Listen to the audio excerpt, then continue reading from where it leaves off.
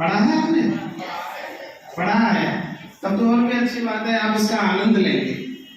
उपवन से बातचीत है, वसंत ऋतु आई है तो उपवन समझ गए ना, बगीचा, गार्डन, उससे क्या बात हो रही है कि आज सवेरे जब बसंत आया उपवन में चुपके चुपके, आज सवेरे जब बसंत आया उपवन में चुपके चुपके, कानों ही कानों मैंने उससे पूछा, मित्र पा गए तुम तो अपने यौवन का उल्लास दोबारा, मुझे आगे तुम्हारे मतलब कितना बसंत तो होता है, बहुत सुंदर, बहुत खूबसूरत है कि आज सवेरे जब बसंत आया उपवन में चुपके चुपके, कानों ही कानों मैंने उससे पूछा, मित्र पा गए तुम तो अपने यौवन का उल्लास दोबारा, गमक उठे फिर प्राण तुम्हारे फूलों सा, मन फिर मुस्काया, पर साथी क्या दोगे मुझको, मेरा यौवन मुझे दोबारा मिल न सकेगा।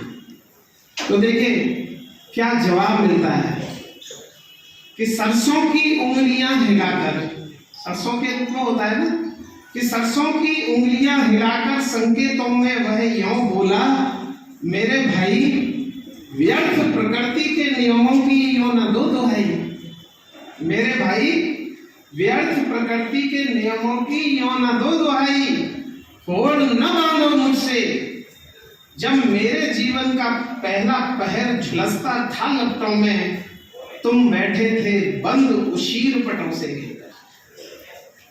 जब घोर गर्मी होती है तो बहुत से लोग तो एसी चला के घरों में बैठते हैं, और बहुत सारे लोग कठोर परिश्रम कर रहे होते हैं, बहुत सारे बच्चे एसी चलाकर सो रहे होते हैं, और बहुत सारे पसीना बहाकर पुस्तकालय में पढ़ रहे होते हैं।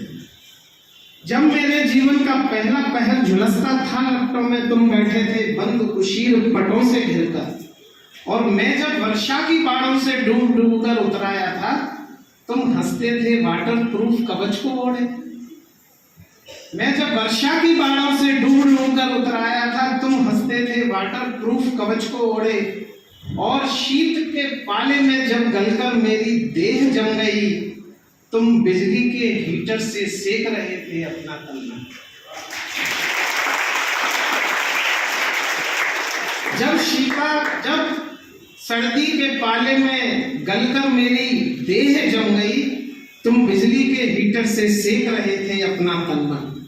बच्चों बहुत ध्यान दीजिए कि जिसने झेला नहीं खेल उसने क्या खेला। आराम का जीवन जीने से वैज्ञानिक नहीं बन सकते। किसी के भी वैज्ञानिक के, किसी भी कलाकार के, कोई भी जो पदासीन है यहाँ पर, उसके जीवन के इतिहास को जानिए तो पता चलेगा कि उसने कितना कष्ट सहा है, कितना संघर्ष किया है, तब ये बैज हमारे यहाँ पर लगा है। उसने खेला नहीं खेल क्या उसने खेला, जो कष्टों से भागा, दूर हो गया सहज जीवन के क्रम से, उसको क्या दे दान प्रकृति की है, गतिमयता यह नव मेला। सुनिए कि पीड़ा के माथे पर ही आनंद तिलक चढ़ता है। तो तिलक होता है ना, विजय तिलक किसके होता है? जिसने घोर पीड़ा को सहा है। पीड़ा के माथे पर ही आनंद तिलक चढ़ता आया है, मुझे देखकर आज यदि तुम्हारा मन सचमुच ललचाया है।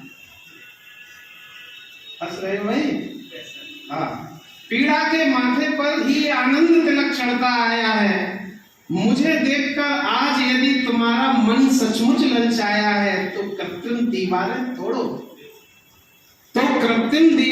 तोड़ो, बाहर आओ, खुलो तपो भीगो गल जाओ।